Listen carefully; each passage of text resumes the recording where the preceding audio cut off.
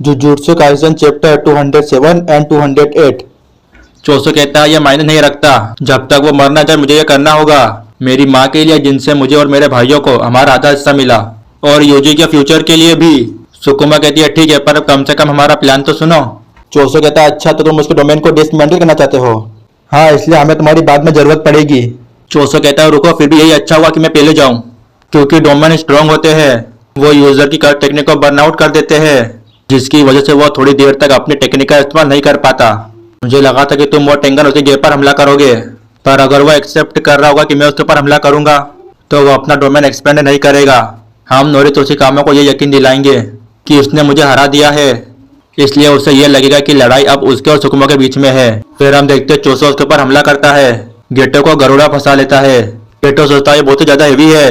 फिर हम देखते हैं चोसो उसके ऊपर हमला करने के लिए तैयार था, और वो कहता है क्या तुम ये देख रहे हो मेरे छोटे भाइयों, ये हमारे बाप को मारने का टाइम है। चोसो अपने ब्लड का इस्तेमाल करता है, पर गेटो ने अपने हेड को अलग कर दिया था। गेटो कहता है इतनी मेहनत मत करो। यूकी सोचती उसने अपने हेड को घुमाकर प्लेसिंग ब्लेड को एक तरफ कर दिया।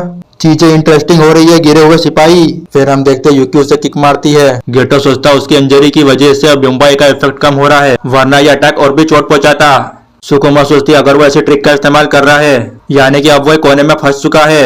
वो यूकी के अटैक को डॉज करता है, पर जब भी चोसो उसके ऊपर हमला कर देता है, यूकी भी उसके ऊपर हमला कर देती है। वो दोनों उसके ऊपर साथ मिलकर हमला कर रहे थे। चोसो सोचता है हमें बुम्बाई के इफेक्ट को वापस रिकवर करना होगा।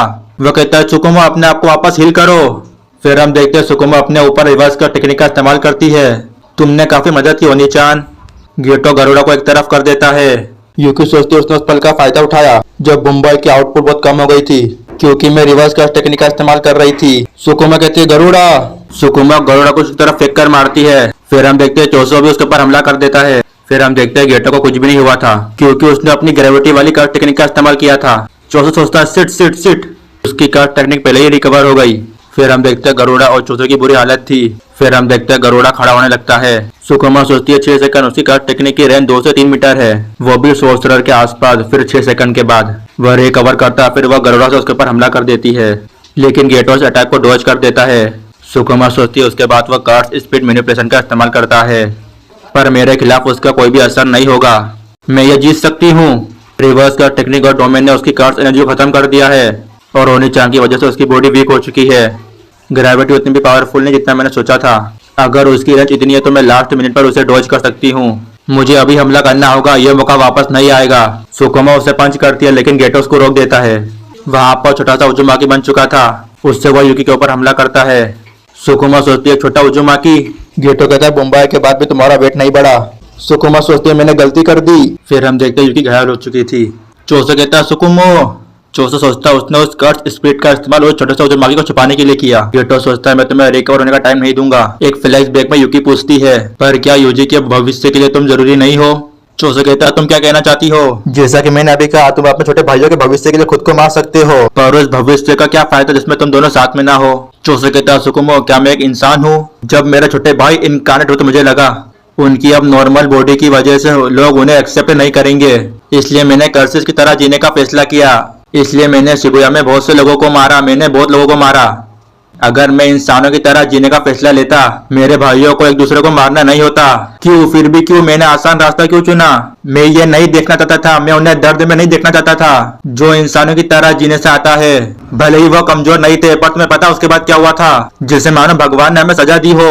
वहाँ पर यूजी आ गया जो कि इंसानों की तरह जीने से दर्द में था। मुझे यकीन है कि हमारी किस्मत में लिखा था कि हम चारों एक ही टीम में होकर लड़ेंगे, क्योंकि मुझे एक आसान जिंदगी चाहिए थी। यूजी अकेला रह गया। सुकुमो कहती है पर अगर तुम मरे तो वो वापस अकेला हो जाएगा।